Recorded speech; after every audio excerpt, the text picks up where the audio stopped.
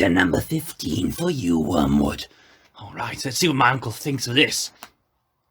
My dear Wormwood, I have noticed, of course, that the humans were having a lull in their European war, what they naively call the war. And I'm not surprised that there is a corresponding lull in the patient's anxieties. Do we want to encourage this, or to keep him worried? Tortured fear and stupid confidence are both desirable states of mind. Our choice between them raises important questions. The humans live in time, but our enemy destines them to eternity. He therefore, I believe, wants them to attend chiefly to two things: to eternity itself, and to that point in time which they call the present. For the present is the point at which time touches eternity. Of the present moment, and of it only humans have an experience analogous to the experience which our enemy has of reality as a whole. In it alone, freedom and actuality are offered them. He would therefore have them continually concerned either with eternity, which means being concerned with him, or with the present, either meditating on their eternal union with or separation from himself, or else obeying the present voice of conscience, bearing the present cross, receiving the present grace, giving thanks to the present pleasure. Our business is to get them away from the eternal and from the present. With this in view, we sometimes tempt a human, say a widow or a scholar, to live in the past. But this is of limited value, for they have some real knowledge of the past, and it has a determinate nature, and to that extent resembles eternity. It is far better to make them live in the future. Biological necessity makes all their passions point in that direction already, so that thought about the future inflames hope and fear. Also, it is unknown to them, so that in making them think about it, we make them think of unrealities. In a word, the future is, of all things, the thing least like eternity.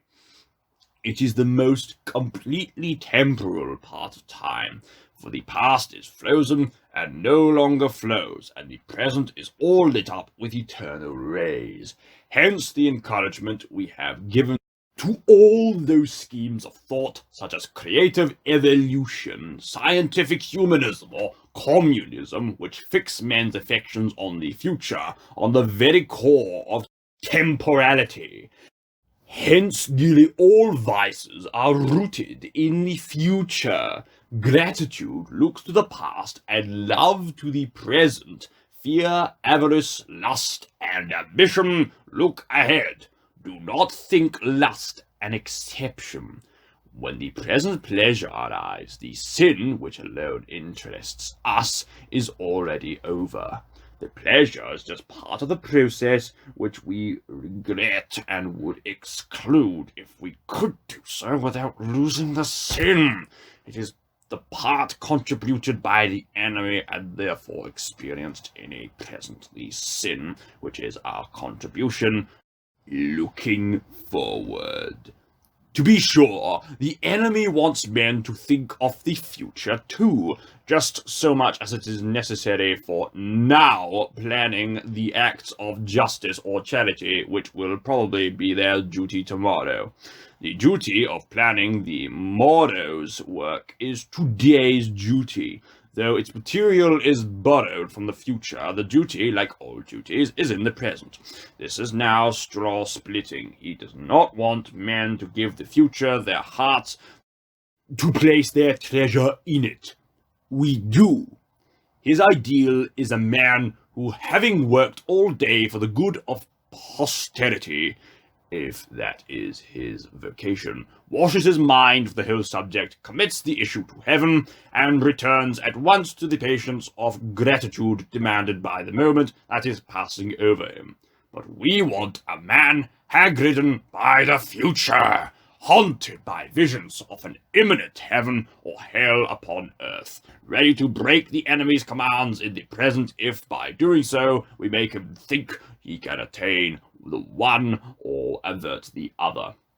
Dependent for his faith on the success or failure of schemes whose end he will not live to see.